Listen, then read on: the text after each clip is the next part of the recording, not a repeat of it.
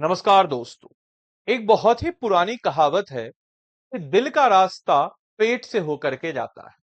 इसका मतलब यह हुआ कि जहां पे खाने पीने की अच्छी चीजें हो, आपका दिल मिल ही जाएगा। वैसे तो बोध गया, जिसे हम गया जी जिले में जो अवस्थित है, ये ऑलरेडी एक बहुत ही बड़ा इंटरनेशनल टूरिज्म का हब है। लेकिन अब यहाँ पे बनने वाला है इंटरनेशनल फूड कोर्ट। बिल्कुल सही सुना आपने। अगर हम बात करें, बोध गया इंटरनेशनल फूड विलेज यहां बनने वाला है, जिसकी 127 करोड़ की एक मेगा योजना है। इससे क्या क्या फायदा होगा इस पूरे क्षेत्र को, और ऐसी कौन कौन सी चीजें और क्यों इतना रिलेवेंट है यह हमारे बिहार के लिए, आज के इस वीडियो में हम लोग इसके ऊपर चर्चा करेंगे। तो नमस्कार है आप सभी लोगों को। मेरा नाम है आदित्य वैभव और करता हूं आप सभी लोगों का तहे दिल से स्वागत आप सबके अपने चैनल बीपीएससी स्टडी आईक्यू पे। दोस्तों, अगर हम बात करते हैं हमारे बिहार के बोध गया में बनने वाला है इंटरनेशनल फूड विलेज। अगर हम बात करते हैं तो ये विदेशों में फेमस खाने का आइटम, जो कि विदेश में खासकर ऐसे बुद्धिस्ट कंट्री जहां पे बुद्धिज्म काफी तेजी से फ्लोरिश है, या जहां पे बुद्धिज्म आपको बड़े स्तर पर नजर आएगा, उन जगहों पर बोध गया में इंटरनेशनल फूड विलेज बनाया जाएगा। यहाँ पे विदेशों के जो फेमस खाने के आइटम्स हैं वह यहाँ पर मिलते हैं। यह परियोजना पूरे 127 करोड़ की बताई जा रही है, जहां पे इंटरनेशनल फूड विलेज से बनने से रोजगार के साथ साथ जो है पर्यटन को भी काफी ज्यादा बढ़ावा मिलेगा। खासकर जो फूड टूरिज्म वाला पोर्शन है वह हमारा काफी स्ट्रांग होगा। दोस्तों, आप सभी लोगों को बताते चलें कि अगर हम बात करते हैं कि जैसे इसका बेस्ट एग्जांपल, आप कभी जाएंगे पटना तो वहां पे जो I think Digha, if I am not wrong, जो एनआईटी घाट के पास जो रास्ता है वहां पे एक जबरदस्त फूड कोर्ट बचा है, और आज के डेट में लाखों का कारोबार एक दिन में वहां से हो जाता होगा।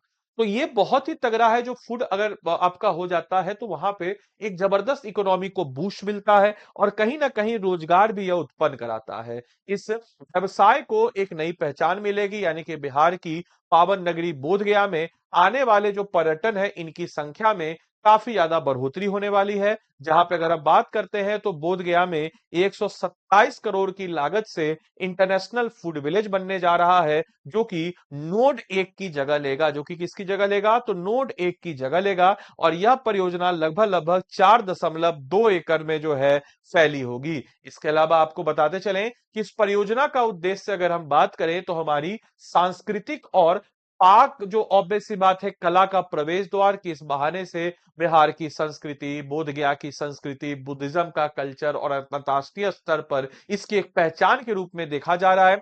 यहाँ पे वियतनाम, श्रीलंका, थाईलैंड समेत अन्य देशों में जो फेमस फूड है यहाँ पे मिलेंगे। आप लोग अपने जिले का नाम और आपके जिले में कौन सा ऐसा फेमस फूड आइटम है जिसको खा करके कोई भी बोले वाह मजा आ गया, कमेंट बॉक्स में जरूर लिखिएगा अपने जिले का नाम और वहां पे मिलने वाला कोई ऐसा यूनिक फूड जो सिर्फ वहीं पे मिलता है या उस एरिया में मिलता है, जिसको खा करके स्वाद में वाह आ जाए। तो इसके साथ ही भोजन, साथ ही साथ जो यहाँ पे शिल्प है यानी कि क्राफ्ट है, महाबोधि मंदिर में भीड़ भाड़ कम करना, अंतरराष्ट्रीय संस्कृति को बढ़ावा भी यहाँ पे दिया जा रहा है। साथ ही साथ आपको बताते चलें, इसके अलावा हम अगर बात करते हैं तो बिहार और आसपास के राज्यों के जीआई टैग वाले प्रोडक्ट जो हैं वह भी यहाँ पे मौजूद रहेंगे। इसके अलावा बोध गया में दुनिया भर से बौद्ध धर्म से जुड़े जो धर्मावलंबी हैं वो आते हैं, जिनकी संख्या लाखों में होती है, और कई बार उन्हें अपनी संस्कृति और स्वाद के अनुसार खाना नहीं मिलने की वजह से परेशानी होती है। इसलिए यहाँ पे खासकर लाहौस, वियतनाम, कंबोडिया, श्रीलंकन फूड के जो ऐसे आइटम्स हैं जो वहां पे काफी ज्यादा पॉपुलर हैं, और जब वो यहाँ पे आएंगे तो उनको खाने को मिले। कई बार इंटरनेशनल फूड विलेज में जो दूसरे देशों का खाना जो है, इससे मिलने से विदेशी पर्यटकों को सहूलियत मिलेगी। इतना ही नहीं, इससे बोध गया आने वाले जो विदेशी मेहमान हैं वो भी आकर्षित होंगे, जो देसी मेहमान है वो भी जाएंगे और जानेंगे कि आखिर वहां पर जो है किस प्रकार का फूड जो है, एक इंटरेस्ट होता है ना, क्यूरियस भी होता है कि भाई कैसा हमारा क्यूरियस नेचर कि भाई वहां पे कैसा खाना है, उसको let us try that food. तो साथ ही बोध गया में पर्यटन के साथ साथ रोजगार को भी बढ़ावा मिलेगा। और बोध गया में अभी हर साल जो है अगर हम बात करते हैं तो लाखों की संख्या में पर्यटन यहाँ घूमने आते हैं, और इंटरनेशनल फूड विलेज जो है एक नया आकर्षण का केंद्र बना है। वहीं बोध गया में सुविधाओं को बढ़ाने की वजह से पर्यटन आकर्षित हो सकेंगे। इसमें बोध गया और इसके आसपास के इलाकों में जो इकोनॉमी बूस्ट है वह भी हमको देखने को मिलेगा। साथ ही स्थानीय युवाओं के लिए रोजगार की उपलब्धता जो है वो भी हमको यहाँ पे देखने को मिलेगी।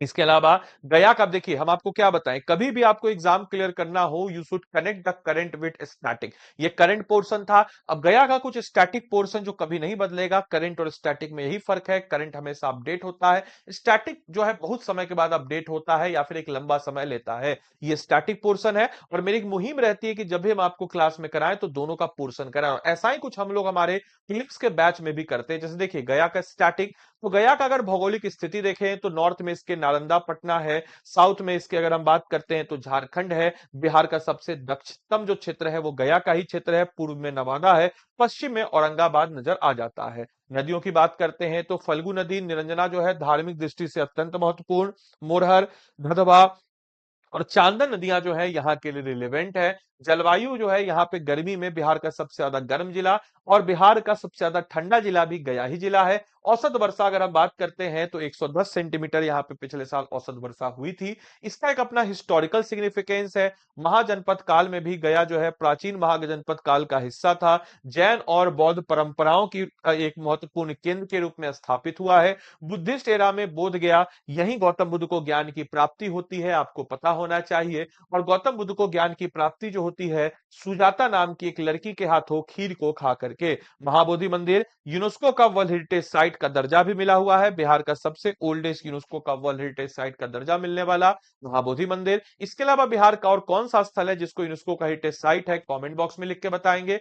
पक्ष मेला के लिए भी जाना जाता है। बुद्धिज्म के अलावा यहाँ पे विश्व का सबसे बड़ा केंद्र गया के रूप में जाना जाता है। विष्णुपद मंदिर जहां को रानी अहिल्याबाई ने बनाया, भगवान विष्णु के पद चिन्ह का माना जाता है। बोध गया विश्व भर के बौद्धों का प्रमुख तीर्थ स्थल होने के साथ साथ अगर जब हम बात करते हैं कि बोध गया में अगर जब हम बात करते हैं कि पितरों के सम्मान के लिए भी यहाँ पे किया जाता है जो पितृपक्ष मेला, तिब्बती, जापानी, थाई, बर्मी मौजूद और ये सारे के सारे लोग जो हैं यहाँ पे अमूमन आपको नजर आते हैं। कृषि की बात करते हैं तो यहाँ के प्रमुख फसल धान, गेहूं, दाल, मक्का। सब्जी उत्पादन की बात करते हैं तो टमाटर, आलू, बैगन और यहाँ पे आपको ज्वार, बाजरा जैसी चीजें भी नजर आती है क्योंकि यहाँ पे आपको रेड एंड येलो सॉइल की भी मात्रा खासकर बॉर्डर एरिया पे नजर आ जाती है। छोटा उद्योग में हैंडीक्राफ्ट, अगरबत्ती, हथकरघा। बोध गया में पर्यटन आधारित अर्थव्यवस्था मुख्यतः यहाँ की प्रमुख है क्योंकि हिंदुइज्म बुद्धिज्म दोनों के लिए, और बिहार में सबसे ज्यादा टूरिज्म अगर कहीं आता है तो वो बोध गया में आता है। टूरिज्म की बात करते हैं तो विष्णुपद मंदिर, महाबोधि मंदिर, बराबर की गुफाएं, प्रेमा पांडव गुफाएं, डुंगेश्वरी गुफाएं, राजगीर की पहाड़ियां और ऐतिहासिक स्थल के रूप में यहाँ पे नजर आते हैं। सांस्कृतिक विशेषताओं की बात करते हैं तो मगही भाषा का प्रमुख है, वही पाली भाषा जिसको हम कहते हैं आगे जाकर के यही मगही का रूप लेती है। लोक नृत्य की बात करते हैं तो मगही, सोहर, कजरी, हजरी, झूमर यहाँ पे नजर आता है। व्यंजन की बात करते हैं तो लिट्टी चोखा और गया का जो तिलकुट है दैट वाज वेरी फेमस, आप लोगों ने जरूर टेस्ट किया होगा। अभी जनवरी के महीने में ही मकर संक्रांति गुजरा है।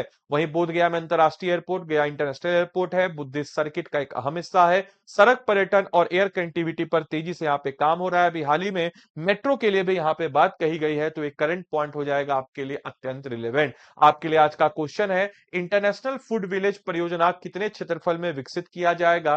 कमेंट बॉक्स में अपना उत्तर आप लोग सब लोग दें। इसके अलावा मेरे भाई मैंने आपको बता दिया कि कैसे आपको करंट को स्टैटिक से जोड़ना है। अगर आप करंट को स्टैटिक से नहीं जोड़ पा रहे हैं तो कहीं ना कहीं यही आपके सिलेक्शन नहीं होने का कारण बनता है। तो मेरे भाई अगर आपको एग्जाम को क्लियर करना है you should focus how to connect the current with the static portion, और ऐसा ही कुछ हम लोग हमारे प्रीलिम्स के बैच में करवाते हैं।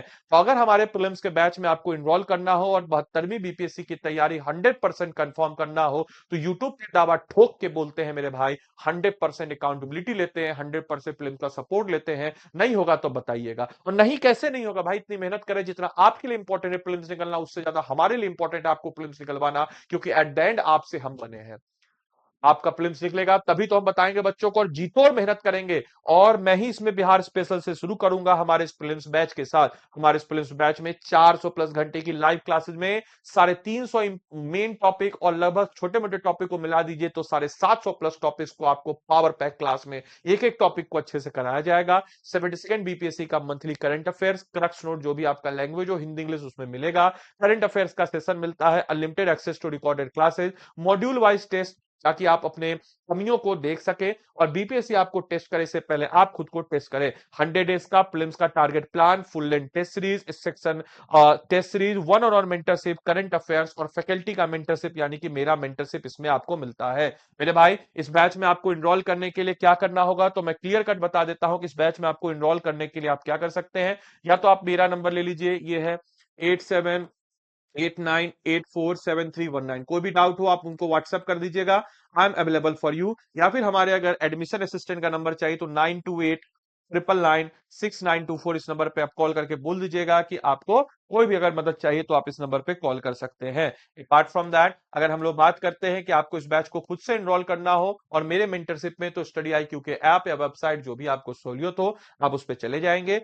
ऐप या वेबसाइट पे जाने के बाद मेरे भाई आप क्या करेंगे, तो ऐप या वेबसाइट पे जाने के बाद आप स्टेट पीसीएस पे जाएंगे। स्टेट पीसीएस पे जाने के बाद आप क्या करेंगे मेरे भाई, तो आप बिहार में जाएंगे। बिहार में जाने के बाद देखिए 72nd बीपीएससी मिशन प्रीलिम्स है, इस पे आप चले जाएंगे। इस पे जाने के बाद आप बाई नाउ पे जाएंगे। बाई नाउ पे जाने के बाद देखिए प्राइस कितना है, 7200 है, और ये वाला का प्राइस गोल्ड का 4159 है। यहाँ पे आप देखिए कोड लगा लीजिए। कोड आपको क्या लगाना है, ADI, याद रखिएगा आदि लाइव ही कोड लगाइएगा, तभी आपको मेरा मेंटरशिप मिलेगा। देखिए आदि लाइव कोड लगाए, जादू हो गया।